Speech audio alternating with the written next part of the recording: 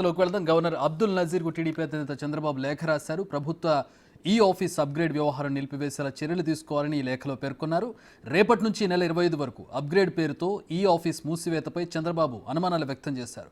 మరికొద్ది రోజుల్లో కొత్త ప్రభుత్వం రానున్న తరుణంలో ఇప్పటికిప్పుడు అప్గ్రేడేషన్ అవసరం లేదని అభిప్రాయం వ్యక్తం చేశారు. పారదర్శకత పాటించని ప్రభుత్వంలో ఈ ఆఫీస్ వ్యవహారంలో అక్రమాలు జరిగే అవకాశం ఉందని చంద్రబాబు లేఖలో పేర్కొన్నారు.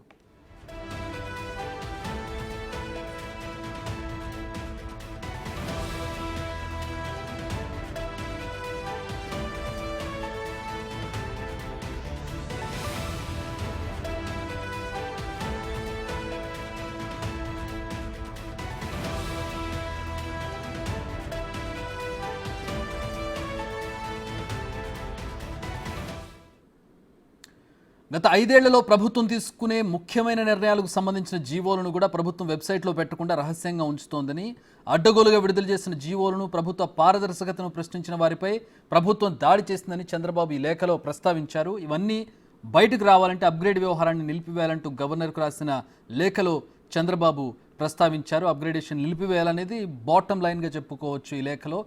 దీనికి సంబంధించి మా ప్రతినిధి శివ జాయిన్ అవుతూ ఉన్నారు విజయవాడ నుంచి. శివ, ఈ అప్గ్రేడేషన్ పేరుతో దీంట్లో ఉన్నటువంటి పాత వ్యవహారాలు ఏమన్నా లొసుగులు ఇలాంటివి ఉంటే దీంట్లో మొత్తం కూడా ఈ అప్గ్రేడేషన్లో పక్కకు తీసేయాలనే ఒక ఉద్దేశంతో జరుగుతుందనేది లేఖలో చంద్రబాబు అనుమానంగా కనపడుతోంది. అంతేనా? ఇంకా ఏమన్నా లేఖలో ఇంకేమన్నా విషయాలు ఉన్నాయా? మొత్తం మీద చూసుకుంటే గత 5 సంవత్సరాల కాలంలో జరిగిన పరిణామాలన్నిటికీ సంబంధించి కూడా కులంకుశంగా కొత్త ప్రభుత్వం దర్యాప్తు జరపాలంటే ఏదైతే ఈ ఆఫీసుకు సంబంధించి ప్రస్తుతం సెలవు ప్రకటించారో అది సరైన పద్ధతి కాదు.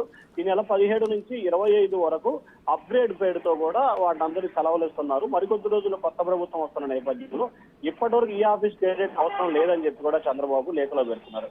ఇప్పటి వరకు ఏ జీవోల విషయంలో కానీ దేంట్లో కానీ ప్రభుత్వం పారదర్శకత పాటించలేదు. ఈ ఆఫీస్ వ్యవహారంలో చాలా అక్రమాలు ఉన్నాయని చెప్పి కూడా ప్రస్తావించారు.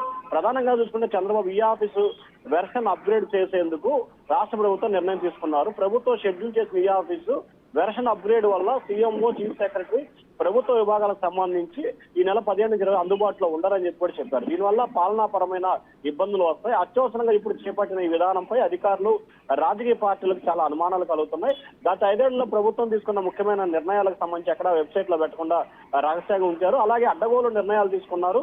వాటన్నిటికి సంబంధించి ఏమాత్రం కూడా అప్డేట్ లేదనేది కూడా చెప్పారు. అలాగే ఏదైతే దీనికి సంబంధించి ఇప్పటికే పలు కీలకమైన నిర్ణయాలు తీసుకోవడం, వాటి రివార్డులకు సంబంధించి వివాదంగా వ్యవహరించారు. అలాగే ప్రభుత్వం రికార్డులను మాయ చేయటం, అలాగే సిఐడి అధికారులు ఫైళ్లు దగ్ధం చేయడం లాంటివి చేశారు. ఇప్పటివరకు ఎటువంటి చర్యలు తీసుకోలేదు. ఈ నేపథ్యంలో అన్ని ఫైల్స్, నోట్ ఫైల్స్, రికార్డులు మాయం కాకుండా చూడవలసిన బాధ్యత, సీసీ కెమెరాలు ఏర్పాటు చేసిన బాధ్యత మీపై ఉందని చెప్పి కూడా ఆయన కోరారు. అలాగే 2019 వైసీపీ అధికారంలోకి వచ్చిన నాటి నుంచి ఇప్పటి వరకు జరిగిన మొత్తం వ్యవహారాలకు సంబంధించి అన్ని ప్రభుత్వ జీవోలు, మిగిలిన కార్యకలాపాలు అన్నిటికి సంబంధించి కూడా పూర్తి స్థాయిలో సీసీ కెమెరాలు పెట్టి ఒక విచారణకు ఆదేశించాలని చెప్పి కూడా చంద్రబాబు అయితే ఆ లేఖలో గవర్నర్ ని కోరినట్టు తెలుస్తా ఉంది. Chakri. All right, thanks for the update Shiva. అది లేఖ సారాంశం.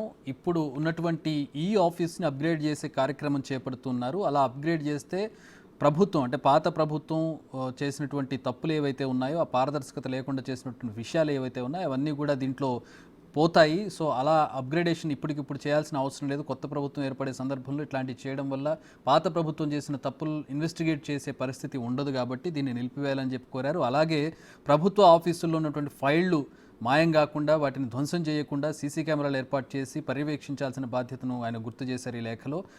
రాబోయేటటువంటి ప్రభుత్వం, అది ఎవరి ప్రభుత్వం అయినా కావచ్చు, ఒకవేళ ప్రభుత్వం మారితే పాత ప్రభుత్వం చేసినటువంటి తప్పులు కావచ్చు, జీవోలు కావచ్చు, ఇవన్నీ కూడా మళ్ళీ ఇన్వెస్టిగేట్ చేయడానికి, వాళ్ళు చేసినటువంటి తప్పులను బయటకు తీయడానికి వాటిని యథావిధిగా ఉంచాలి. మళ్ళీ కొత్త ప్రభుత్వం ఏర్పడిన తర్వాత వాటిని రిట్రీవ్ చేసుకునే విధంగా అందుబాటులో ఉండేలా చేయాలని చెప్పి గవర్నర్ను ఈ లేఖలో చంద్రబాబు కోరారు.